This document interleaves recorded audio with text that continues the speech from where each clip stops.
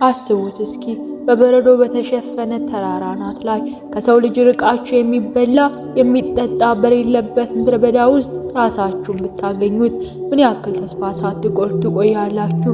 ዛሬ የምነግራችሁ ታሪክ ስለ ጥንካሬ አይደለም። ዛሬ የምነግራችሁ ታሪክ ሞትን ዓይን ለዓይን ስላዩት ፍጹም ተስፋ በቆረጡበት ሰዓት ግን ተአምር ስለሆነላቸው ጀግኖች ነው። ሰዓቱ በ1972 በአንዲስ ተራሮች ላይ የወደቀችው ያች አውሮፕላን እና በውስጧ የነበሩ ወጣቶች ታሪክ ዛሬም ድረስ ዓለምን የሚያስለቅስና የሚያስደንቅ ነው። አውሮፕላኑ ሲከሰከስ ብዙዎች ወዲያውኑ ሞቱ። የተረፉት ግን የባሰ መከራ ጠበቃቸው።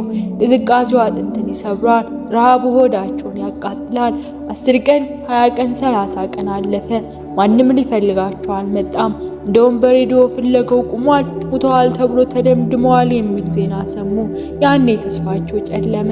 የሚበላ ሲያልቅ በሕይወት ለመቆየት ሲሉ አንድ ልብ የሚሰብር ውሳኔ ወሰኑ።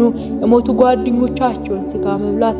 እስኪ ያስቡት፣ አብረው የተጫወቷቸውን አብረው የሳቁትን ወንድሞቻቸውን ስጋ ለሕይወት ሲሉ መብላት ምን ያህል ልብ ስብራት እንዳለው።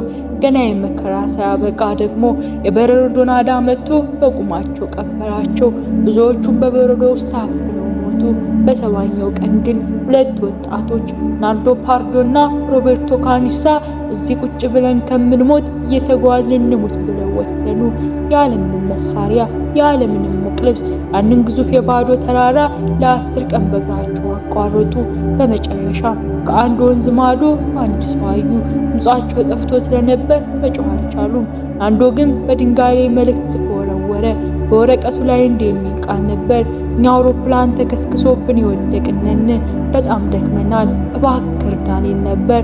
ከ72 ቀን በኋላ 16 ወጣቶች ከሞት አፍ ወጥተው ተረፉ። ዓለም ተአምር ብላጮች። ዛሬም ድረስ ይህ ታሪክ የሚነግረን አንድ ነገር አለ። ጨለማይቱን የሚያክል ቢበረታ ተስፋ ካልቆረጥን ንጋት ማየታችን አይቀሬ ነው። ተመልካቾቻችን፣ ዛሬው አስደናቂ ታሪካችን በዚህ አበቃ። ቪዲዮውን ከወደዳችሁት ላይክ፣ ቤተሰብ ካልሆናችሁ ደግመን እንድንገናኝ ሰብስክራይብ በማድረግ ቤተሰብ ይሁኑ። ቸርን ሰንብት።